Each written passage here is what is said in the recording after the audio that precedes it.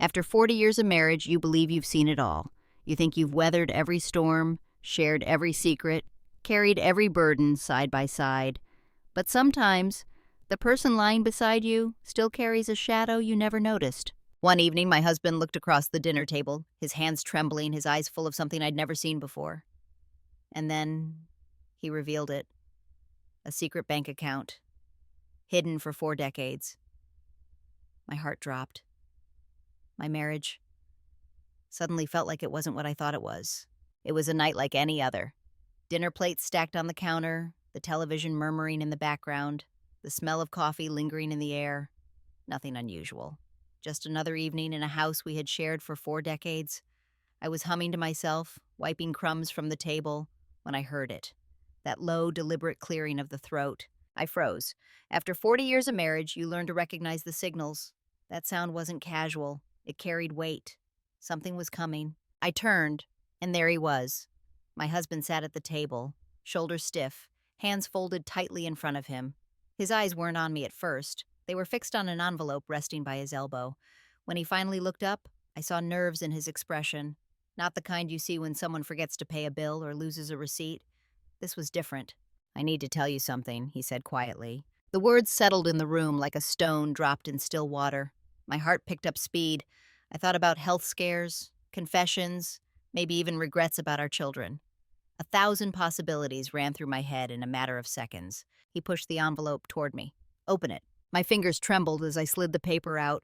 At first glance, I didn't understand. Numbers, rows, balances, a bank statement. But it wasn't from our joint account. It wasn't from any bank I recognized. My name wasn't on it, only his. I blinked hard, the numbers swimming in my vision. The balance wasn't small. It wasn't just a couple hundred tucked away. This was serious. "What is this?" I whispered. He held my gaze for the first time that night. His voice was steady, though his hand still twitched. "It's mine. An account I've had since before we married." The words didn't land right away. They floated, heavy, circling in my mind before they sank in. Since before we married, which meant 40 years, 4 decades of anniversaries, vacations, bills, birthdays, 4 decades of building a life together, and all that time, he had been keeping this hidden. I couldn't breathe. My throat tightened as though someone had closed a fist around it. I laid the statement on the table carefully, as if it might catch fire. "How long?" I asked, even though I already knew the answer. His lips parted, but no sound came out at first. Then, with a long exhale, he said, "Always. From the beginning." The beginning. That word tore through me. Because the beginning was when we promised to share everything, to carry burdens side by side, to never keep secrets. And here he was telling me he had been living with one for our entire marriage. I pushed my chair back, the legs scraping against the floor. The sound made me flinch. He reached out, maybe to grab my hand, but I pulled away. My chest burned, my head spun. "I don't understand," I whispered, though part of me did. Fear, shame, pride. It was all there in his eyes. He leaned back, his face pale. "I never meant for it to get this far. But once I started, I didn't know how to stop." That night, the house felt different. The walls that had held our laughter, our arguments, our quiet routines for 4 decades suddenly seemed to echo with silence. I lay in bed beside him, but it felt like miles stretched between us. His breathing was steady, almost forced, while mine came in shallow bursts. My mind wouldn't stop racing. Every moment of our life together replayed in my head with this new crack running through it. The years we counted pennies for groceries. The times we said no to vacations because the budget couldn't stretch. The nights I stayed awake wondering how we'd pay tuition while he slept soundly, knowing he had this account. I rolled over, staring at his profile in the dim light. He looked so familiar. Too familiar. But suddenly I didn't recognize him at all. By morning, the anger had replaced the shock. I sat at the kitchen table, the bank statement spread in front of me like evidence in a trial. When he walked in, still rubbing the sleep from his eyes, I pointed to it. "Explain," I said. My voice was sharper than I intended, but I couldn't soften it. Not after everything that had been ripped open. He pulled out the chair opposite me and sat down slowly, as though his bones carried extra weight. He rubbed his hands together, then leaned forward, elbows on the table. "At first," he said, "it was just a little. Money I had before we married. Odd jobs, a few savings bonds. Nothing much. I thought I'd use it for us someday. For a surprise, maybe a house upgrade, maybe something special." I narrowed my eyes. "Then why hide it?" His gaze dropped to the table. "Because once I started keeping it separate, I didn't know how to stop. Every year it got harder. Every year I thought, I'll tell her soon, but then soon became later, and later became decades. My throat tightened. Decades? While I worried, while I stretched every dollar, while I clipped coupons and sewed clothes for the kids. You had this? His jaw worked as though he was chewing on regret. It wasn't about cheating you. It was about having something mine, something safe. My father always told me a man should keep a reserve, no matter what. It became habit, a bad habit I didn't know how to break. I shook my head, my hands trembling around the coffee cup. A habit? Secrets aren't habits. They're choices. The hurt in his eyes was almost enough to pierce my anger. Almost, but not quite. He reached across the table, his hand hovering above mine. It wasn't because I didn't trust you. It was because I didn't trust myself. I was afraid of failing you. I thought if everything collapsed, at least I'd have something to keep you safe. Safe. That word twisted in my chest. Because all those years, I hadn't felt safe. I had felt worried. I had felt stretched. I had felt alone in carrying the weight of our finances. And now he wanted to tell me he had been protecting me all along. I pulled my hand back, clutching it to my chest. Protecting me doesn't look like lying to me for 40 years. He lowered his head. I know, and I'm sorry, but the truth had to come out. I couldn't leave this world someday without you knowing. I stared at him, my heart pounding. Part of me wanted to scream. Part of me wanted to cry. And a small, quiet part of me wanted to believe him. But belief doesn't come easy when trust has been shattered. The days that followed were thick with silence. We moved through the house like two strangers occupying the same space. I cooked dinner, he washed dishes, but words between us were sparse, clipped, or avoided entirely.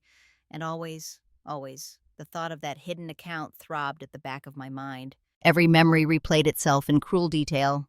The lean years, the secondhand couch we bought when ours broke down, the tears I shed when I thought we couldn't afford Christmas gifts, the envelopes marked past due that I hid in a drawer, ashamed, trying to stretch pennies into dollars.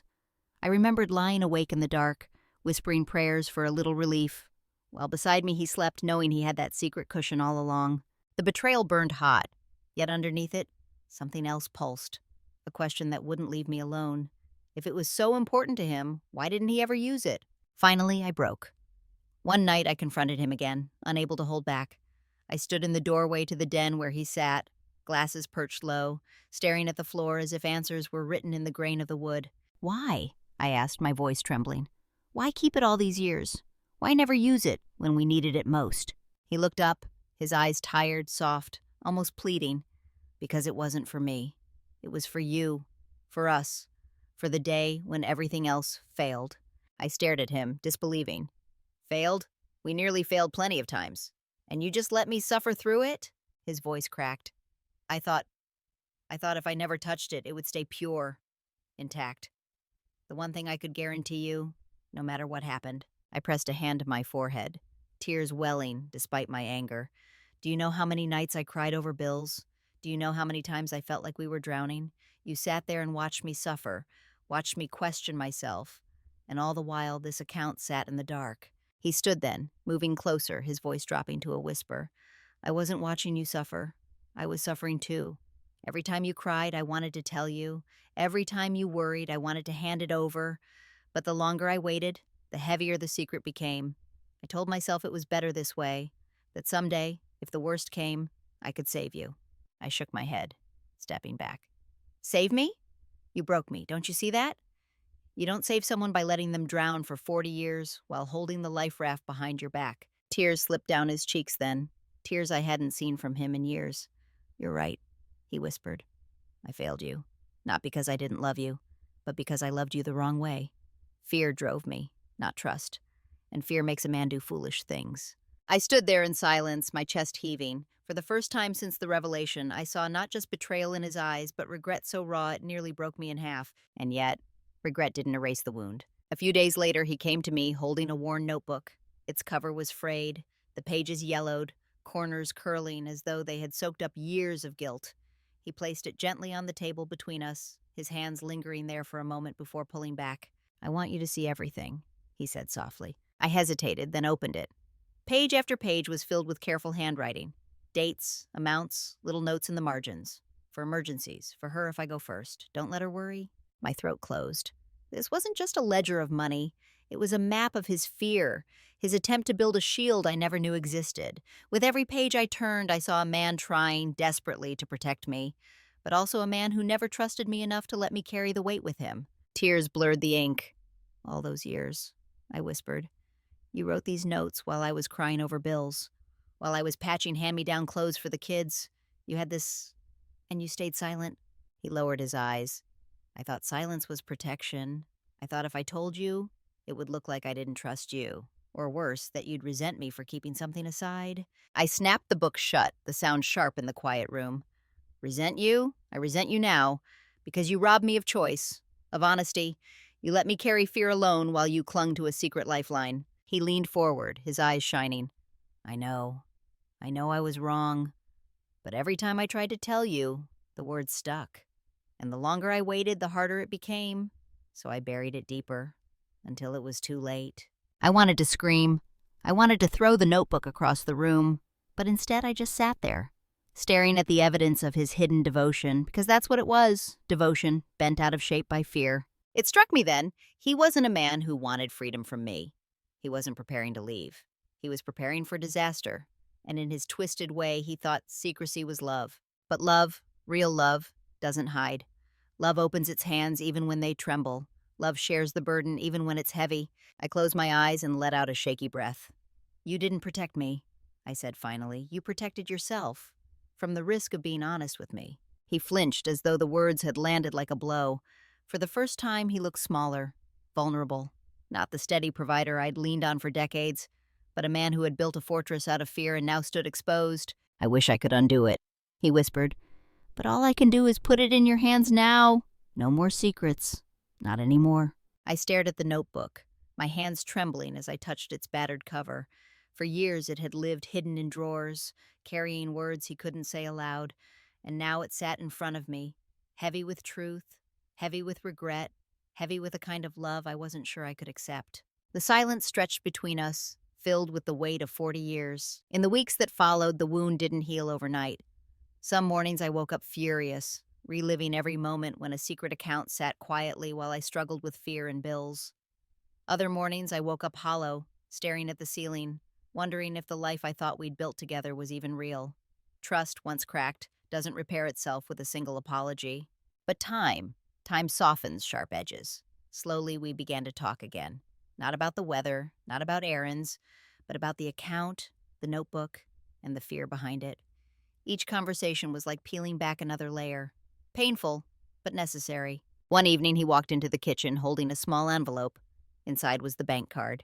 He set it gently on the table between us, as though he were offering not just money, but his entire heart. It's ours now, he said quietly. It always should have been.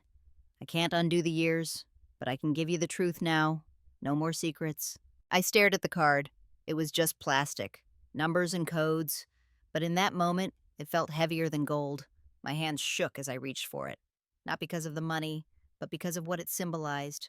Trust surrendered, fear exposed, a wall torn down. I looked up at him. His eyes were wet, his shoulders slumped, like a man stripped of armor after decades of carrying it. For the first time since his confession, I didn't just see the man who had betrayed me. I saw the boy he once was. A boy raised to fear scarcity. A boy who learned to cling to control, even when love offered another way. And in that moment, I realized marriage is not built on perfection. It is built on choice. Over and over, two flawed people choosing each other, even after mistakes, even after wounds. So I slid the card back across the table, covering his hand with mine. It's not about the money, I whispered. It's about us. I need to know we can carry everything together from now on. He nodded, his voice breaking. From now on, always. The silence that followed wasn't heavy this time. It was soft, healing, the kind of silence you can lean into. Later that night, I placed the notebook on the shelf, not hidden in a drawer, not locked away, but in the open, where light could touch it, a symbol of what had nearly broken us, and what strangely had also brought us closer. Because in the end, his secret taught me something. Love isn't just about sharing joy. It's about sharing fear, too. It's about being brave enough to open trembling hands and say, this is the worst part of me. Will you still stay? And after 40 years, even with the cracks and scars, my answer was still yes. So here's what 40 years taught me. Even the person who shares your bed, your home, your very life, can still surprise you. Sometimes with joy, sometimes with secrets. My husband's hidden account broke my trust, but it also showed me the weight of his fear and his flawed way of loving me. Marriage is not perfect honesty. It's two imperfect people, stumbling, failing, yet still choosing to walk together. And in the end, I chose us. Not because it was easy, but because love is bigger than mistakes. If this story touched you, please like this video, share it with someone who's lived through love storms, and subscribe for more real stories that matter. Because no matter our age, our voices and our truths still deserve to be heard.